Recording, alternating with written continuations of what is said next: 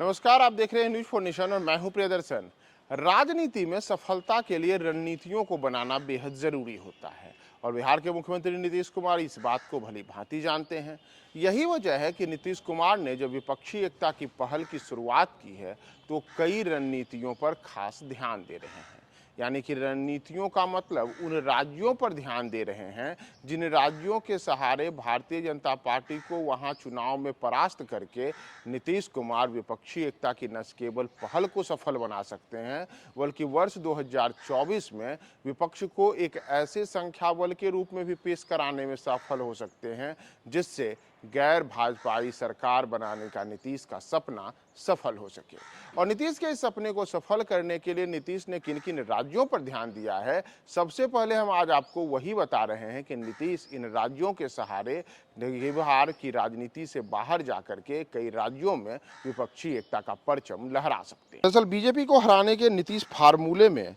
नीतीश कुमार एक ऐसे सियासी चक्रव्यूह को रच रहे हैं जिसके में भारतीय जनता पार्टी के खिलाफ एक मजबूत रणनीति बनाई जा रही है। हालांकि उनकी इस पहल में चुनौतियों की कोई कमी नहीं है, लेकिन वर्ष 2024 के लोकसभा चुनाव के पहले विपक्षी एकता की जिस पहल को नीतीश ने शुरुआत दी है उसमें नीतीश पिछले एक पखवाड़े में कई ऐसे संकेत दिए हैं जिससे उनको पहली बड़ी सफलता भी मिलती दिख रही है। यानी कि नीतीश के सियासी फार्मूले से भाजपा को एक चक्रव्यूह में फंसाने के लिए जिस चाल को नीतीश ने चली है उसमें उनके निशाने पर फिलहाल कई राज्य हैं। लोकसभा की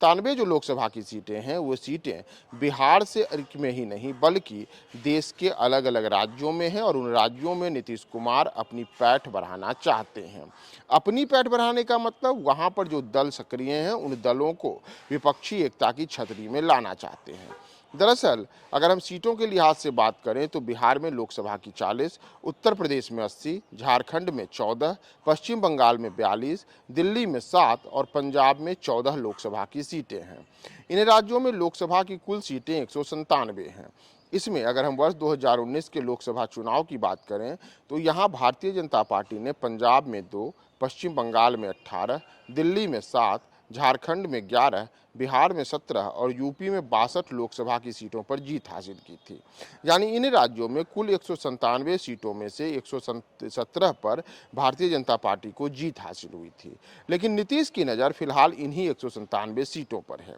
इसीलिए नीतीश कुमार ने विपक्षी एकता की पहल के तहत पहले उत्तर प्रदेश, पश्चिम बंगाल, दिल्ली और पंजाब पर पकड़ बनाने के लिए आम आदमी पार्टी के नेता अरविंद केजरीवाल, पश्चिम बंगाल की मुख्यमंत्री ममता बनर्जी, समाजवादी पार्टी के नेता अखिलेश यादव और वामपंथी नेता डी राजा और सीताराम येचुरी से मुलाकात की। अगर हम सूत्रों की माने तो उनके अनुसार नीतीश कुमार जिन 117 सीटों पर भारतीय जनता पार्टी को हरा करके और कुल 197 सीटों पर विपक्षी एकता की पहल को जीत दिलाने के लिए अग्रसर हुए हैं उसमें ये तमाम राज्य, चाहे पश्चिम बंगाल हो, बिहार हो, उत्तर प्रदेश हो, दिल्ली हो, पंजाब हो या झारखंड हो, बेहद अहम रखते हैं। दरअसल इन तमाम राज्यों में भारतीय जनता पार्टी भले ही सक्रिय हो लेकिन भारतीय जनता पार्टी को इन तमाम राज्यों में कई मजबूत दलों से चुनौती झेलनी पड़ती है। जैसे अगर हम पश्चिम बंगाल की बात करें तो वहाँ ममता बनर्जी की पार्टी टीएमसी और वामपंथी दलों से भाजपा को चुनौती झेलनी पड़ती है। बिहार में महागठबंधन यानी कि राष्ट्रीय जनता दल, जनता दल यूनाइटेड, कांग्रेस और वामपंथी दलों से भाजपा को चुनौती झेलनी है। इसी तरीके से उत्तर प्रदेश में समाजवादी पार्टी एक ऐसे दल के रूप में है जो भारतीय जनता पार्टी के खिलाफ भले ही पिछले विधानसभा चुनाव में चुनाव हार गई हो लेकिन पूरे दमखम के साथ चुनाव मैदान में उतरी थी। वहीं दिल्ली में आम आदमी पार्टी और पंजाब में आम आदमी पार्टी ने अपनी सियासी पकड़ को साबित किया है और यही वजह है कि नीतीश कुमार ने इन तमाम राज्यों में घूम घूम करके वहां के नेताओं से मुलाकात की। यानी कि कांग्रेस नेता चाहे मल्लिकार्जुन खड़गे रहे या आम आदमी पार्टी के नेता रहे, पश्चिम बंगाल की मुख्यमंत्री रहे या फिर अन्य नेता रहे, इन तमाम नेताओं से मुलाकात के पीछे की जो मूल वजह मानी जा रही है वो नीतीश की वही राजनीतिक रणनीति मानी जा रही है कि नीतीश चाहते हैं कि पंजाब से लेकर के और पश्चिम बंगाल तक, पंजाब से पश्चिम बंगाल तक के जितने भी राज्य हैं उन तमाम राज्यों में भारतीय जनता पार्टी का सुपड़ा साफ करने के लिए पहले विपक्ष मजबूती के साथ एकजुट हो जाए और तमाम जगहों पर अगर विपक्ष एकजुटता के साथ सामने आता है तो भारतीय जनता पार्टी को इन 197 सीटों पर अगर हराने में नीतीश सफल हो जाते हैं तो उसके बाद भारतीय जनता पार्टी का आधार शेष राज्यों में कमजोर है। जैसे चाहे हम दक्षिण के राज्यों की बात करें तो चाहे कर्नाटक की 28 लोकसभा की सीटें हों, या फिर जो तमिलनाडु है वहाँ की 40 सीटें हों, या फिर आंध्र प्रदेश है और तेलंगाना,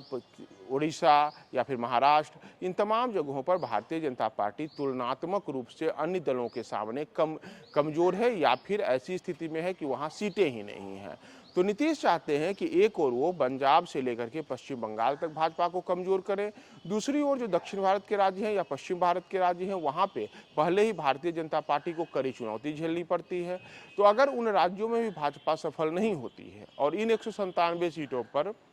भारतीय जनता पार्टी को सफलता नहीं मिलती है, तो उस स्थिति में भाजपा के लिए वर्ष 2024 के लोकसभा चुनाव में सत्ता में वापसी आने का जो सपना है वो सपना सफल नहीं होगा, क्योंकि वैसी स्थिति में भारतीय जनता पार्टी के लिए केवल कुछ सीमित राज्य ही रह जाएंगे जहां भाजपा खुद को चुनौती के साथ पेश कर सकती है, यानी कि गुजरात, मध्य प्रदेश, छत्तीसगढ़, इसके अलावा राजस्थान, हरियाणा जैसे ही राज्य शेष रह जाएंगे। तो नीतीश फिलहाल इसी रणनीति पे आगे बढ़ रहे हैं और देखना महत्वपूर्ण होगा कि नीतीश की यह रणनीति कहां तक सफल होती है और सियासी चक्रव्यूह में वो भाजपा को किस तरीके से फंसा पाते हैं।